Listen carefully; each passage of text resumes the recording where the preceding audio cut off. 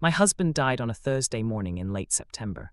The funeral was quiet, just family, close friends, and the scent of lilies he always hated. After 35 years of marriage, you'd think I'd know everything about him. But that afternoon, while sorting through his things in the attic, I found it. A wooden box, old and dusty, hidden behind our wedding album.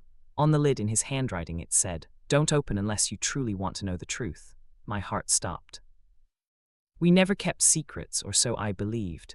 I sat there for a long time, the box heavy in my lap, a strange weight pressing against my ribs. Part of me wanted to throw it out the window. Another part couldn't stop shaking. I thought of the way he looked at me that last week, something unreadable in his eyes. Now I wondered what he saw and what he had been hiding all along. Finally, I opened the box. And with that single act, I unleashed a past I never meant to uncover, a past that would change everything I knew about my marriage, my children, and myself. The inside of the box smelled like old paper and cedar. There were about a dozen envelopes inside, each carefully labeled with a name. The first one had my name on it, just Emily in his neat, blocky handwriting. My fingers trembled as I unfolded the letter. "If you're reading this, it means I'm gone. I'm sorry, Em. There are things I should have told you long ago, but I was afraid. Of losing you, of changing the way you saw me, but you deserve the truth, you always have." He wrote about a woman, someone I loved once before you. Her name was Carla. My breath caught in my throat. Carla, my Carla. The woman I shared everything with since college, the godmother of our daughter, my oldest friend. Carla and I, we had a child together. I found out just before I met you, but I thought it was over. She told me she gave the baby up for adoption. I didn't question it. I didn't want to. Then I met you and everything changed. The words blurred on the page as my tears fell. I couldn't process it. Carla and David, a child. I slammed the box shut. My chest ached like something had broken loose. I called Carla. She picked up after the third ring. "Em," she said softly. "I found a letter," I said, barely able to keep my voice steady. "From David, about you." There was a long silence. Then she said, "You need to come over." Her house smelled the same, vanilla candles and lemon cleaner. Carla looked older than I remembered, like the weight of years had finally caught up with her. She didn't ask me to sit, she just nodded toward the kitchen table. "I've been waiting for this moment," she said. I wanted to scream. I wanted to shake her. But instead I whispered, "Is it true?" She nodded. "We were young, stupid. He broke it off with me for you. I told him I gave the baby up, but I lied." My skin turned cold. "What do you mean you lied?" "I kept the baby." The room spun. "Which baby, Carla?" I said. "Do you mean Lana?" Carla's eyes filled with tears.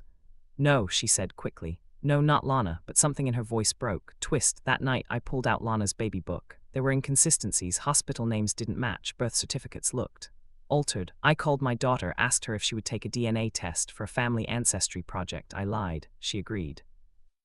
And just like that, the first crack in the life I thought I knew began to split open, revealing something much darker underneath. 3 days passed before Carla called me again. "I need to tell you the rest," she said. Her voice was hollow. "Come alone." I didn't sleep the night before. Every possible version of the truth played on a loop in my mind. The woman who held my hand during childbirth. The woman who baked Lana's first birthday cake. That woman had lied to me for decades. I met her in a quiet cafe on the edge of town. She looked like she hadn't slept either. Her eyes were rimmed with red, her hands trembling as she pushed a manila folder across the table.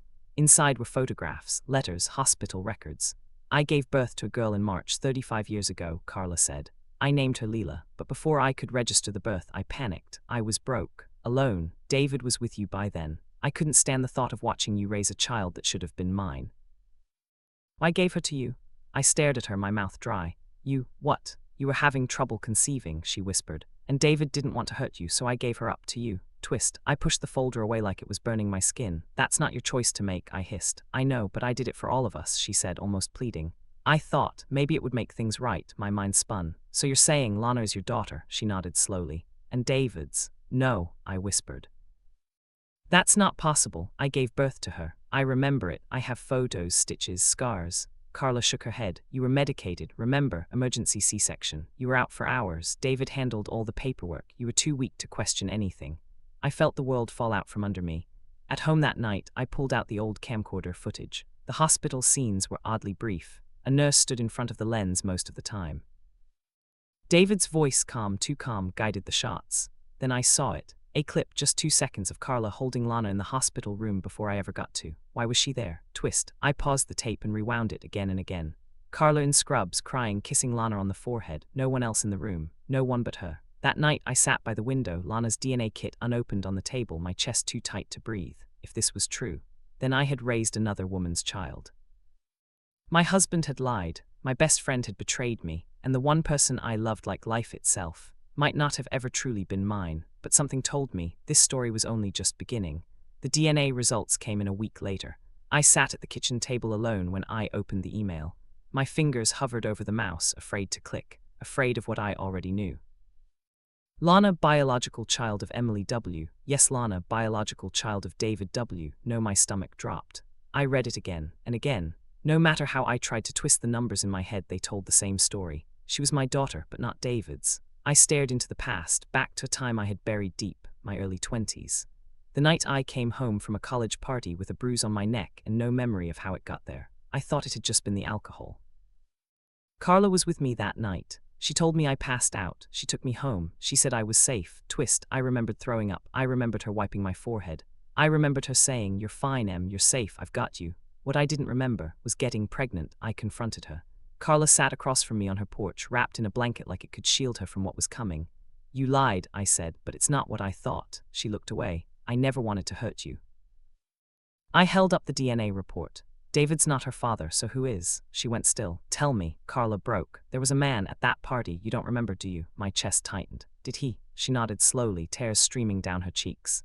"I should have told you, but you were so broken afterward. You didn't even know what happened. I didn't want you to live with that, so I told David the baby was his. He agreed to raise her. We thought maybe it would be better if you never remembered.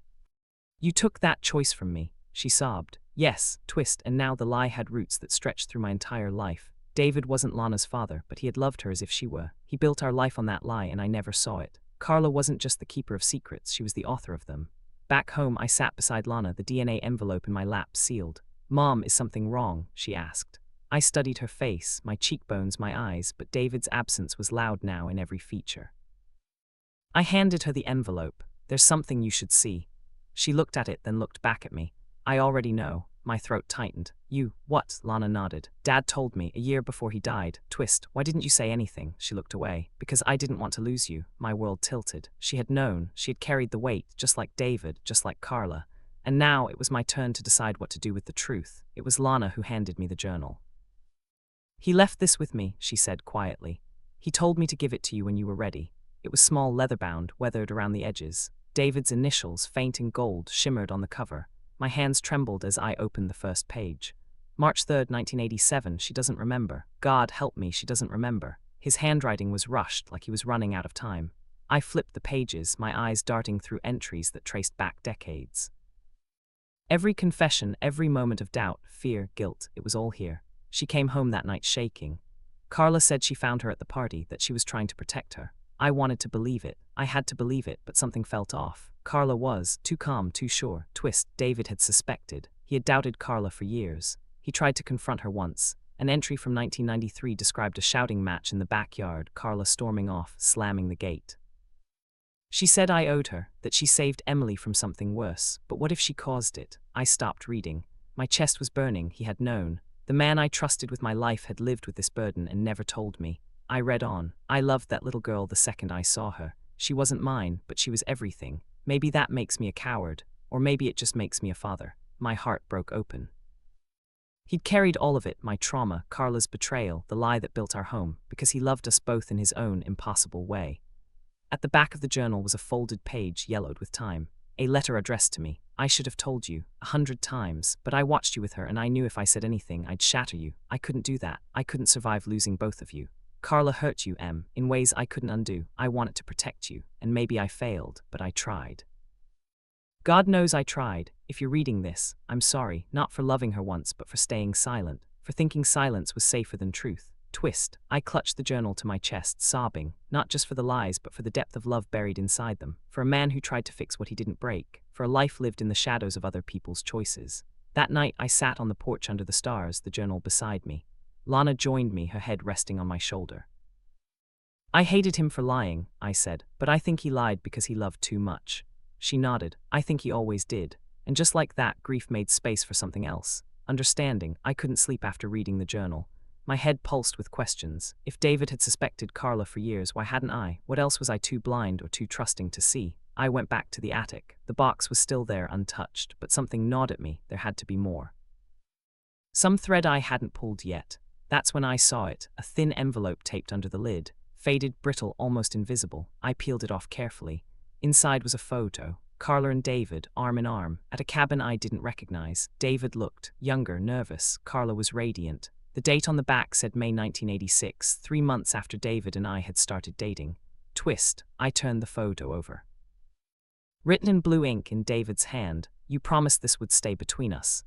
My blood ran cold. I confronted Carla the next day. She didn't bother pretending. "I wanted him back," she said simply. "He left me for you, Em, after everything we'd been through, after I gave him a child. He chose you. You tricked me into raising your daughter." She didn't blink. "You looked so happy, so clueless. I thought, why not let you live the dream?" I staggered back. "You drugged me that night, didn't you?" My voice cracked. Her silence was the only answer I needed. "Twist, you knew I was vulnerable. You knew I wouldn't remember anything. You built that lie from the ground up." She shrugged. "You always had the fairy tale. The husband, the house, the life. I just evened the scales." Tears welled in my eyes. "So this was revenge," she smiled sadly. "This was survival." I left her house shaking. My whole body trembled like it couldn't hold the weight of what I'd just heard. At home, I took out the journal again. Reread David's entry from that year. She came to the cabin, said she was pregnant, said I had to choose. I walked away, and I thought that was the end of it, but it wasn't. She never let go. She embedded herself in my life, in our life, like a parasite. Twist, and I let her for 35 years. I called Lana. I needed to know if she remembered anything odd about Carla growing up. She was quiet on the phone. "She always made me feel different, like I belonged more to her than to you." I thought it was just affection, but now there was pain in her voice. "We were both raised on lies," I whispered, and now those lies had sharp edges. I hung up, walked into the living room, and grabbed a box of old tapes. I was done being passive, done being the one who never questioned, never saw. Carla had written our family script for too long. It was time I rewrote the ending. I didn't see Carla again after that day. Word traveled fast in a small town. Someone said she packed up and left before dawn, left her house, her garden, the porch swing where we used to drink tea.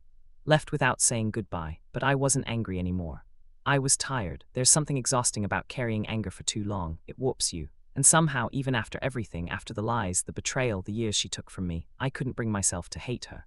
Because the truth was, we were both broken in different ways. The real pain came later, in the quiet.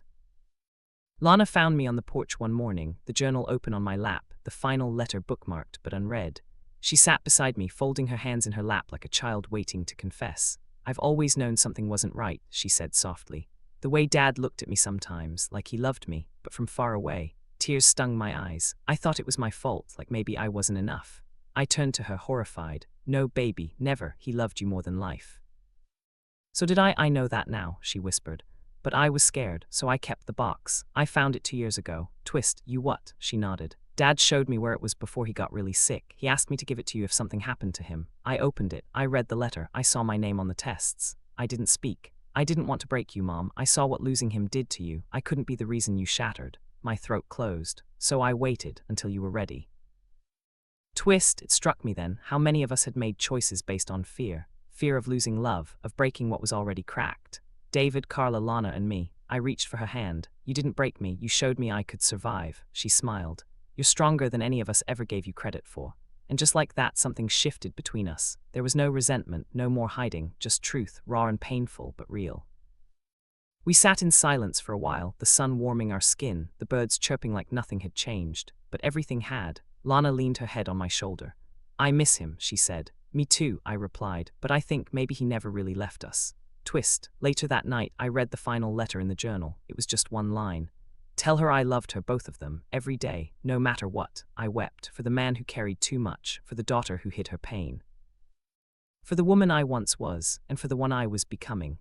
A month after Carla left, her house went up for sale. Neighbors whispered about her vanishing act, how she didn't leave a forwarding address, how she left behind her favorite books, her grandmother's china, even the wind chime she swore kept her calm. But I didn't speak ill of her. I had no more room for bitterness. Instead, I turned to what I had, the journal, the letters, the memories, fractured, but mine. One morning, I found Lana in the garage sorting through boxes. She was holding her old baby blanket, the one with faded stars and a stitched corner that read, "For Leela with love." See, she looked up at me. "Did you ever know what it stood for?" I nodded. "I do now." Twist. We didn't talk about Carla after that, not directly. But there were things we started doing, going through old photo albums, asking each other harder questions, rebuilding a kind of trust you only get after it's been tested. I decided to donate David's journal to the local library's historical collection, but only after making a copy for Lana. She read it all in one weekend. When she returned it, she said, "He was trying to love us the only way he knew how." It was true. David had made mistakes, big ones, but so had I, so had Carla. And yet the thread that bound us was never just betrayal. It was love, misshapen, misguided, but still love. Twist. Sunday, I stood before the church congregation and read a letter I wrote to David aloud. I told them the truth, not all the gritty details, but enough. Enough to let the shame dissolve. Enough to show Lana that healing didn't mean hiding. People came up after, hugged me, thanked me, some cried. I went through something similar, one woman whispered. But I never had the courage to say it out loud. Courage, that's what it came down to in the end. Not who lied or who left or who hurt who first, but who dared to live with the truth and still choose love.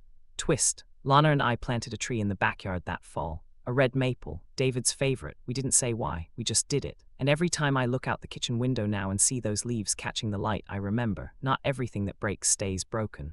Sometimes the cracks let the sunlight in, and sometimes that's enough. I sit on the porch every morning now, coffee in hand, watching the red maple sway in the breeze. It's strange how quiet the world feels once the chaos subsides. But quiet doesn't mean empty. There was a time I thought knowing the truth would destroy me, that unearthing the past would unravel everything David and I built, and in some ways it did, but in others, it rebuilt something stronger. I lost my husband, my best friend, my sense of certainty. But I found something else in the rubble, my daughter's strength, my own voice, the courage to face a life I didn't ask for but now choose every day. I still talk to him sometimes, out loud when no one's around. I tell him what Lana's up to, I ask him if he's proud. I thank him for trying, for staying, even for the lies, because they came from love no matter how flawed. I've learned that healing doesn't mean forgetting. It means choosing again and again to live. And as the sun rises, casting golden light through the branches, I know this, the truth didn't break me, it set me free.